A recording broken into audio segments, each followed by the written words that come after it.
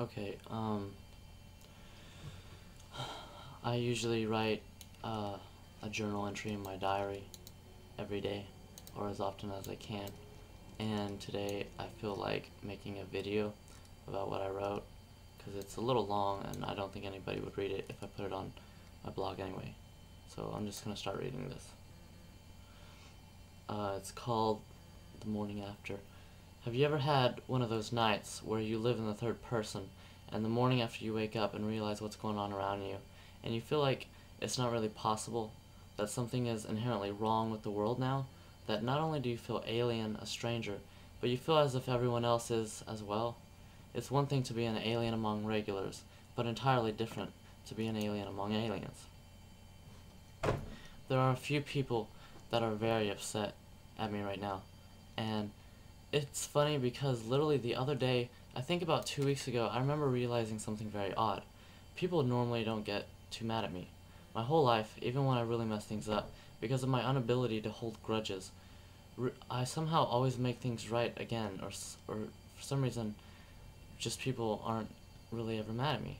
I was thinking that day, and I tried to think of people that were mad at me, and I could not think of a single person. I asked myself, surely if God was to somehow measure emotion, there must be one person out there, one who measures the most hate or anger that's built up towards me.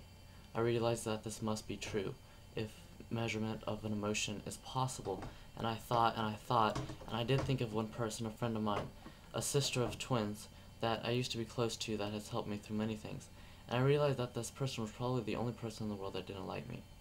I'm not saying this to sound conceited. I'm not saying this to make things right with this person. I'm not saying this to impress you, to impress upon you a sense of self-nobleness or anything. There's no hidden agenda. I'm saying this because it's true. And at least from my perspective, it makes me very confused when these sorts of things happen, especially just realizing all of this. I'm not trying to sound perfect either. I'm far from it.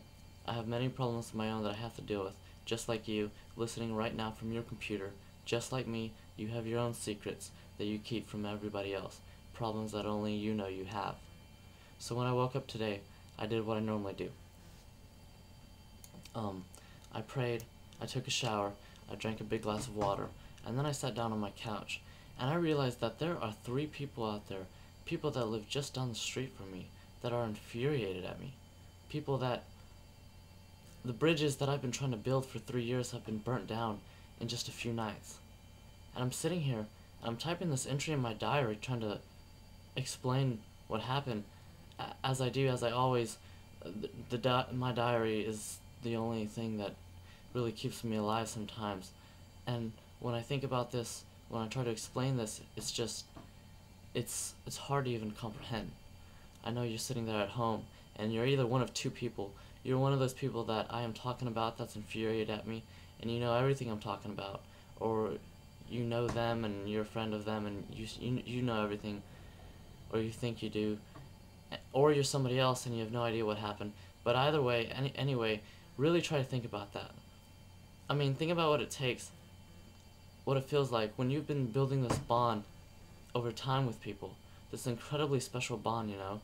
Y'all go out and run around on shopping trips and know stupid little things about every other person, that one of your best friends has a crush on a Spanish tennis player, that another of your best friends thinks that the bald guy from Too Fast Too Furious is incredibly hot, that another had a dream that she kissed a Jonas brother when she hates them. Think about how close this bond can become. That bond that you can develop with someone that takes years to make, how beautifully structured that bond is. I believe that God looks at our brains and lives and hearts, most importantly, like we do at a painting. I think God sees our whole lives as this one painting. He can look at any one spot at random. It's not like time, like we do, like we go through every day by day. I think God sees every the whole thing in one picture, like a film, like just this grandeur painting, this beautiful painting. And I think it all blends into one beautiful piece that he handcrafted.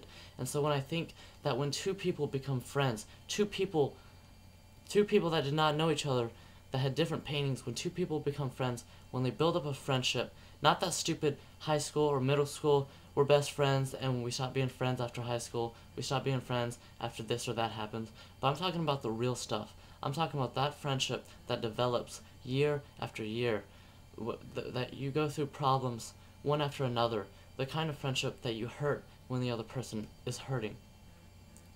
I think that's God blending paintings together. I think he sees two paintings and he says, you know, I think it would look even more beautiful if I put this over here and I blended this and I did this over here and I put that over there and I flipped this.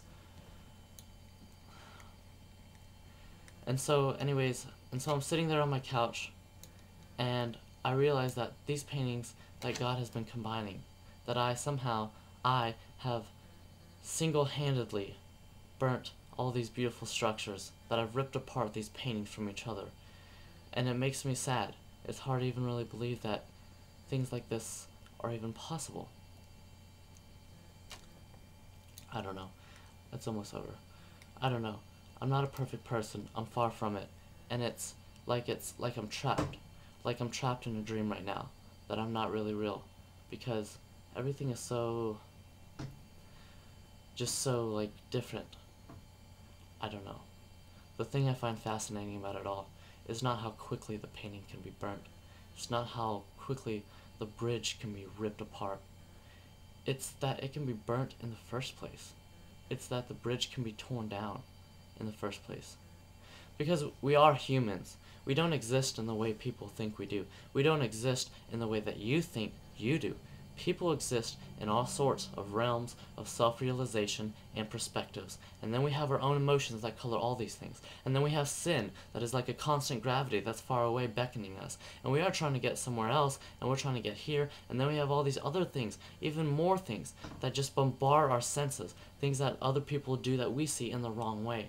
Or things that we do out of pure selfishness. What's amazing to me is that this structure that friends can build and be torn down so recklessly in such haste, myself included, I am, as you are, guilty of these things. The whole entire process of the way we see things, and therefore the reasons why we do things, is so large and grand and amazing to me, so huge and open, with so many possible outcomes and infinite grandeur schemes. It just boggles my mind that something we think we definitely know we have, something that's definitely there, that we think is definitely there, is a solid entity that exists, can be torn away from our minds, just as somebody can remove lint from their shoulder. My name is D.W. Arsemet, and today is December 30th of 2008.